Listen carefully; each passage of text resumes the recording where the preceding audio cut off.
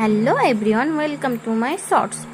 তো আসছিল জ্যৈষ্ঠ মাসের লাস্ট শনিবার। তো জ্যৈষ্ঠ মাসের লাস্ট শনিবারে আমাদের এখানে বড় ঠাকুরের পুজো হয় অনেক বড় করে। এটা প্রত্যেক বছরই হয় বাৎসরিক পুজো। তো তাই সকাল সকাল রেডি হয়ে চলে গেছিলাম মন্দিরে পুজো দিতে। তো প্রথমে গিয়ে এখানে ফল টল কাটাকুটি করে নিলাম, ওদিকে ঠাকুরের বরণও হচ্ছে।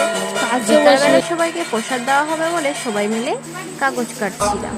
তারপরে এখানে অঞ্জলি দিয়ে নিলাম, অঞ্জলি দেওয়া হয়ে গেলে প্রণামও করে নিলাম। তারপরে এদিকে এসে আমরা ভোগের ফল কাটতে শুরু করলাম। এখানে অনেকগুলো কলা ছাড়াতে হবে, কারণ সিন্নি প্রসাদ হবে তার জন্য। তো আমরা সবাই মিলে এদিকে কলা ছাড়াচ্ছিলাম, ওদিকে অনেকে শসা ছাড়া ছিল, সবাই সবার মতো কাজ করছিল।